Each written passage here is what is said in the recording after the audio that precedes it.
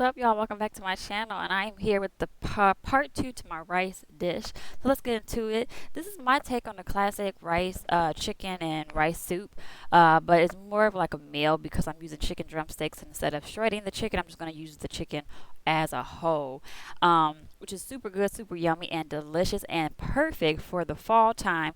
You know, it's getting colder, and as it gets cold, comfort food is where it's at. So this is definitely good, classic comfort food. So let's get to the video. So just basically what I started off doing was I used some chicken drumsticks. I used about 5 of them. And I lightly seasoned them with salt and pepper on both sides. And then next we're going to just dredge them in some flour and make sure that we shake off the excess flour. I'm not going to deep fry this. This is just me. Basically what I'm going to do is we're going to brown the chicken, which is usually what you do if you're going to like make some type of like stew with roast or something like that, where you brown the meat first and then you just add it into the stock later. That's what we're doing here. So I'm taking my chicken drumsticks, and as you can see, I only have a little bit of olive oil at the bottom of my pan, enough to coat the bottom of the actual the pan. I'm not using a whole lot. And then we're just going to brown the chicken on both sides, which is not going to completely cook the chicken. We're going to then add the chicken later on back into the stock once everything is prepared and set. So after I browned all of my chicken drumsticks, which were about 5 of them, I then drained out the excess oil because I'm only using enough oil to saute my vegetables. I don't want my vegetables to be covered in oil and just for the dish to be an oily mess. So I drained out the excess oil and only enough to the bottom of the pan. And then next we're going to add in some white wine. Yes, white wine. And I used a half a cup of white wine there, which I'm going to just give it a nice stir. And then you see all of that brown goodness, all of that flavor at the bottom of the pan come up from the bottom of the pan and into the white wine. I'm then going to let my white wine simmer and reduce down so I can cook out that alcohol. And then once I did that, I then threw in my vegetables. I used 1 carrot, 2 celeries, and 1 medium-sized yellow onion that I diced up. I'm going to throw those in there, stir those around, and then just let those cook continuously for another 5 minutes at least until the vegetables start to look tender and feel tender. And you'll definitely notice when they are tender, you'll see the color starts to change in the celery and the onions. The onions will become translucent and all of that good stuff. And then we're going to throw in 1 teaspoon of salt and pepper to give it some more flavor, which is super delicious and good. And then I'm going to stir that around. Like I said, let that cook for another 5 minutes. And then after this part, once it's done cooking for 5 minutes, we're going to take the eye off. And then that's when we're going to add our chicken back into our mixture and let the chicken continue to cook the rest of the way until this meal is completely done. Now, you will see one of my chicken drumsticks have little bit of blood running down it, but that's totally fine. Do not fret. Don't worry. Don't get scared. It's going to continue to cook. So do not think that you're going to get sick from that. That's just the chicken starting to cook and all of the bruise or the blood starting to come out. And that's totally fine. So I'm sorry. After I actually let my vegetables cook, then I'm going to add my aromatics in. I threw in 2 garlic cloves that I chopped up. I have 1 teaspoon of rosemary, 1 tablespoon of parsley, and 1 whole bay leaf that I added in there. I used dried herbs because that's what I had on hand. I rather use fresh herbs because I just think fresh herbs just give it a even more in-depth flavor that I love. However, if you don't have the money or if you just don't feel like going to get fresh herbs, that's totally fine. You can use dried herbs for this one just like I did, and you can get the same result.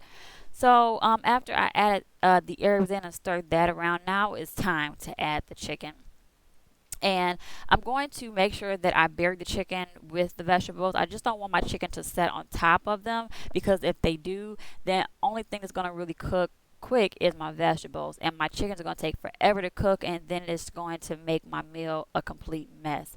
So when you do this, you do want to make sure that you kind of nestle your chicken in with the vegetables, and make sure that it kind of gets to the bottom of the skillet so that it can cook just as well as the vegetables do.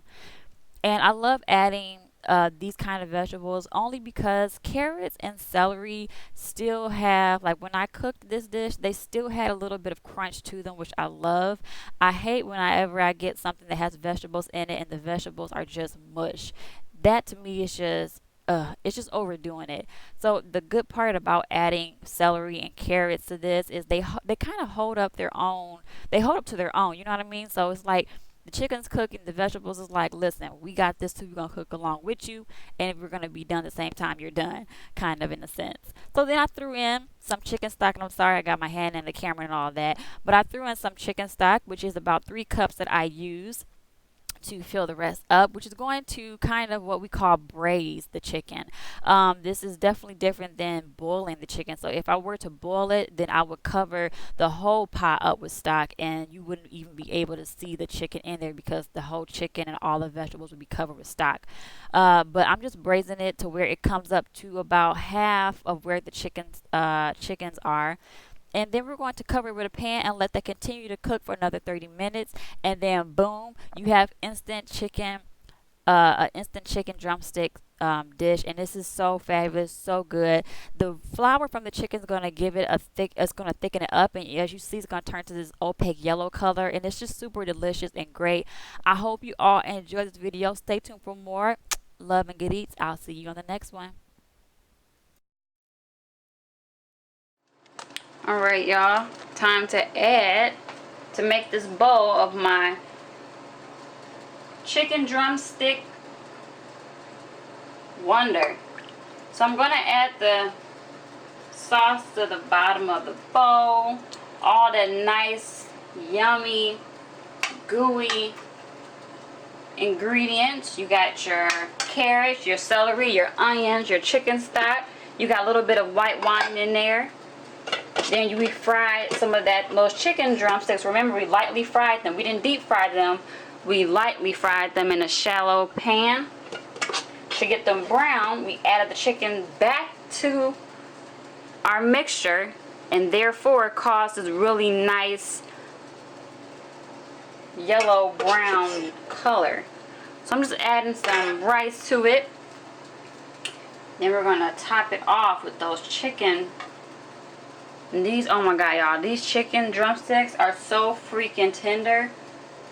They just fall right off the bone, which is what you want whenever you're eating something like this.